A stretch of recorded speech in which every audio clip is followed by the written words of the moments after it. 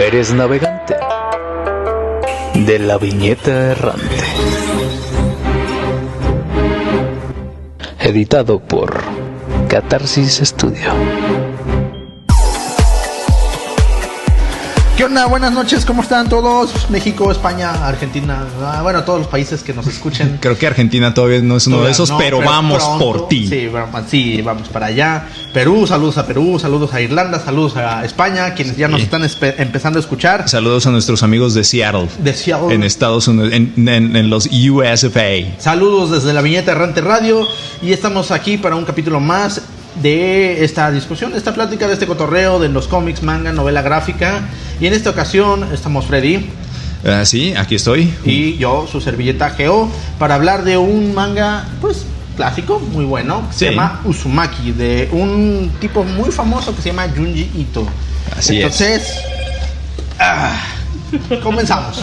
Por favor, ponle... Entonces, Freddy, vamos a hablar de Junji Ito. Y bueno, de su obra Uzumaki, porque tiene más obras, Junji Ito.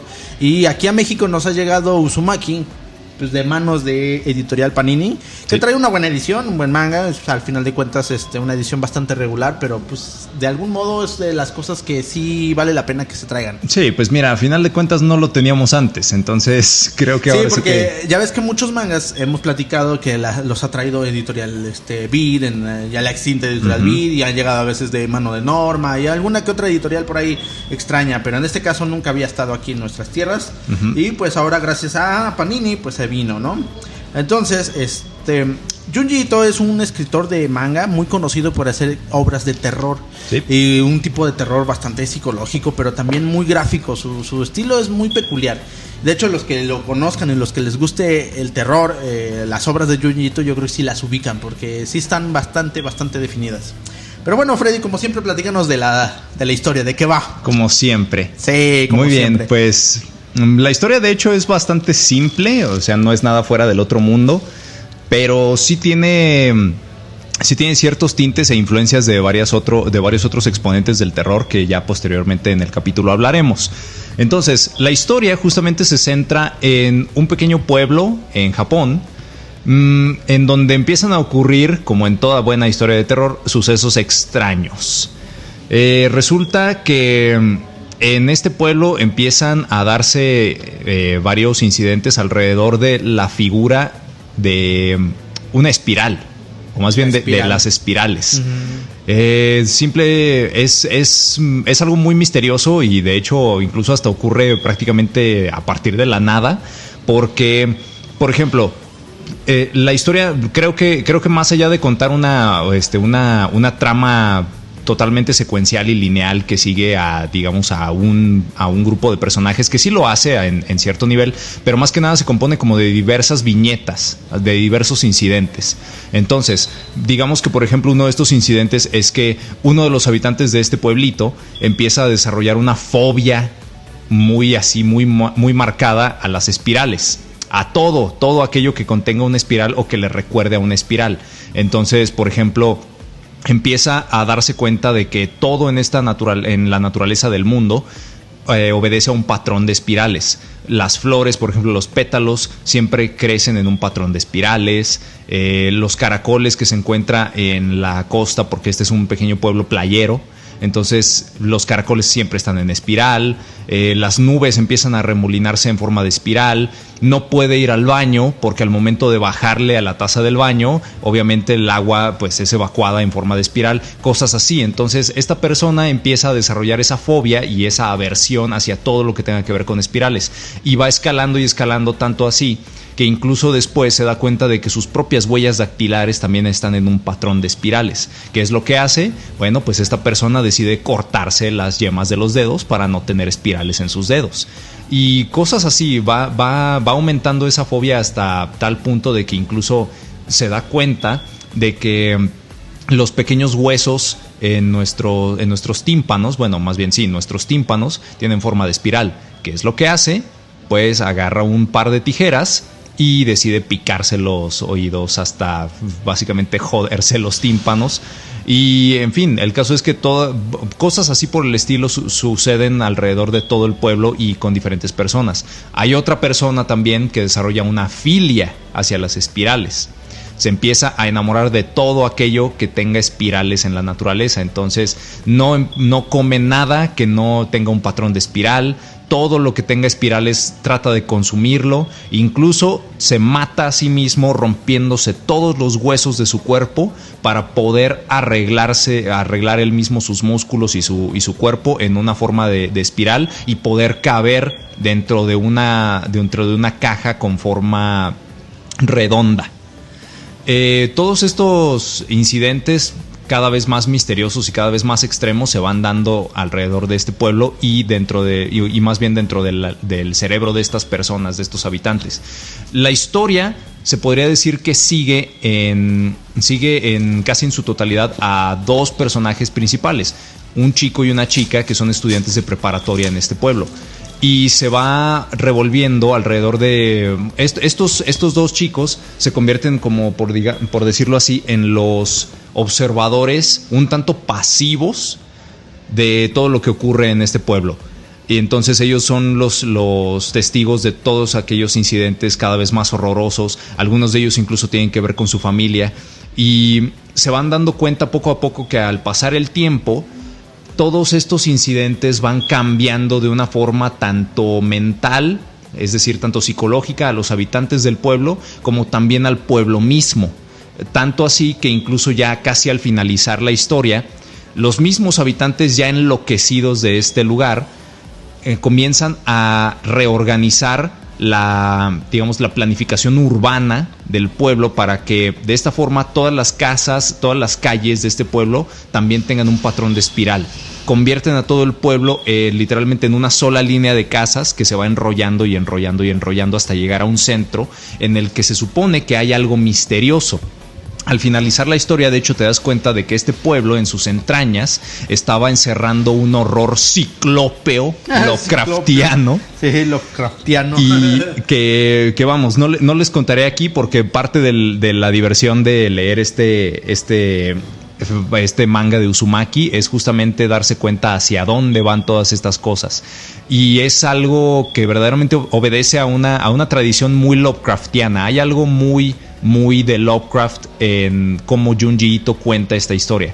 Entonces está muy divertido. Sí hay varios momentos en los que, más allá del simple factor de, digamos así, como de la impresión, que es algo que generalmente se utiliza mucho, sobre todo hoy en día en el terror occidental, los llamados jump scares, o lo grotesco, lo super explícito. Aquí en Uzumaki de Junji Ito no sucede tanto así. Sí hay imágenes que son bastante perturbadoras, pero realmente todo obedece más a una atmósfera terrorífica. Y eso es lo que te va inquietando, eso es lo que te va poniendo los pelos de punta, por decirlo así, hasta el final, que es algo ciclópeo. Sí.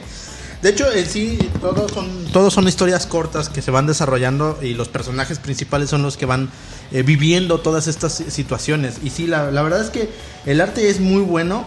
De hecho, es como uno de los primeros exponentes de manga de terror japonés, Junji Ito. Yo siempre he considerado que Junji Ito es como el Stephen King japonés, porque su historia es como el máximo exponente de terror. Claro que hay más exponentes que son como muy, muy gráficos y que te muestran gore explícito y desmembramientos y todo eso.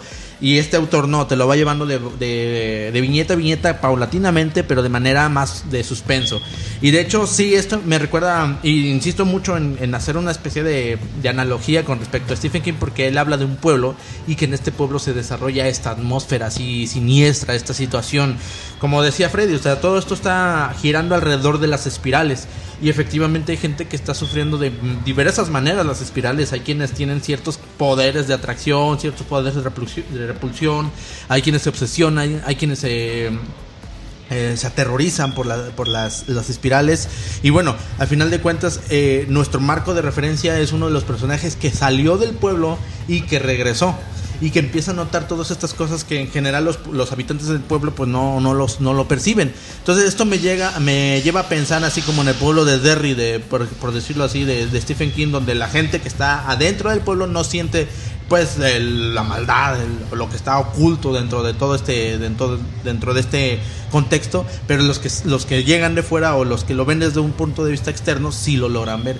Y esto es lo que te va mostrando esta historia. La verdad está muy chido. El dibujo sí es particular. Junji Ito tiene una línea muy gruesa, un poco tosca, intensa de algún modo, pero la mantiene de algún modo en sus personajes. Pero cuando te muestra las escenas de terror sí se vuelve más impactante. Te maneja altos contrastes, te maneja líneas gruesas de tinta, y sí se logra ver sin abusar, como dice Freddy, de los jumpscares. O sea, sí te va jalando poco a poco hasta ese... Ya sabes que va a suceder algo, y eso es lo que esperas, ¿no? ¿Qué sucede? ¿Qué es lo que va a suceder? Y eso está muy chido de este manga. Sí, definitivamente creo que Junji Ito sobre todo tiene un estilo que a primera impresión se ve muy mundano, ¿sabes? Sus dibujos se ven muy mundanos, e incluso, como tú lo has dicho, se ven toscos a veces. Mucha gente incluso tal vez podría decir, ay, este cabrón es una superestrella, pues no parece la gran cosa. O sea, de hecho, incluso hasta su dibujo se ve medio feo. Pero creo que justamente es el hecho de que él utiliza utiliza sus habilidades de la mejor manera posible para contar las historias que él está contando. No creo que sus historias se vieran o se sintieran de la misma manera si no fuese por su dibujo. Sí, definitivamente. Sobre todo porque él cambia, hay de las escenas que se ven mucho más mundanas, mucho más simplonas, hasta en el momento impactante donde ves cómo, no sé, un par de cabrones se están convirtiendo en caracoles gigantes, y ves cómo esta cosa extraña está babeando y arrastrándose hacia ti, y alcanzas a ver que, o sea, en el dibujo, esa rareza, esa simpleza que al principio estaba, ahora de repente se vuelve algo súper grotesco, y te saca de esa realidad normal que hasta en ese momento habías experimentado, y creo que le da un muy buen efecto realmente. Sí, la verdad sí está muy chido. Es algo que sí tienen que ver, porque la verdad es que las ilustraciones son memorables. Realmente hay escenas donde, o sea, se incrustan resortes para sentirse las espirales, se rompen los huesos, se perforan las orejas. O sea, y alrededor del pueblo empiezan a circular cosas que suceden, no sé, mosquitos, animales, cosas, o las personas, como dice Freddy, se empiezan a transformar en estos seres de tipo caracol para ser parte de la espiral, y eso es como que lo que más te causa cierto grado de ansiedad. Dices, qué pedo, no mames, aquí qué chingado está pasando. Y sí, el dibujo genera, o sea, te contrasta muy chido o sea, lo lleva a la tosquedad a un grado en el que eso mismo es lo que te causa así como que la impresión. El arte está muy chido. Definitivamente creo que las historias de Junji Ito en específico, porque mucha gente, incluyéndome yo, al principio de leerlo dije, bueno, pues realmente no hay gran cosa con respecto al desarrollo de estos personajes, ¿sabes? O sea, no es como si fuese una clase maestra en lo que escribir a un personaje y desarrollarlo bien con todas sus facetas se refiere. Pero creo que también eso es precisamente porque estas historias de Junji no son acerca de los personajes, son acerca de estos personajes en las situaciones en las que están. Se trata más acerca de atmósferas, se trata más acerca de situaciones, y no tanto acerca de personajes. Aquí es la situación, es la trama, por decirlo así, el misterio de saber qué es lo que está sucediendo, lo que avanza la historia, no son los personajes en sí. Pudieron haber intercambiado a cualquiera de estos personajes y no hubiera habido ningún problema, pero aún así creo que las historias están muy bien escritas precisamente porque de esa manera es como Junji Ito las quería hacer. Él no está hablando de personajes, está hablando de las situaciones. Sí, es un contexto, y el pueblo en sí es el contexto. De hecho, a mí me gusta porque desde el primer tomo el pueblo se ve raro. El cielo, hay las nubes oscuras, espirales, el río, los arroyitos que circulan ahí tienen mucha espiral fuera de lo común, porque el mismo personaje lo dice, es que esto no lo veo afuera de aquí, o sea, esto está aquí, ¿por qué? O sea, y de hecho se lo cuestiona a la otra chica, le dice, oye, pero es que tú no lo ves, y le dice, no, es que aquí es normal y no sé qué. Sí, hay situaciones muy interesantes, la verdad está muy chido. Y de hecho hay una escena que me gustó, una viñeta que es como el fondo se ve un faro, y el mar y el cielo, y tiene espirales, y hasta siento que tiene así como la referencia a la noche estrellada de Van Gogh. Sí. Se ve muy chido. creo que es muy detallista a su forma de hacerlo, de hacer las ilustraciones Junji, porque fíjate, también otra cosa, hablando también en parte de las ilustraciones, lo que tú decías de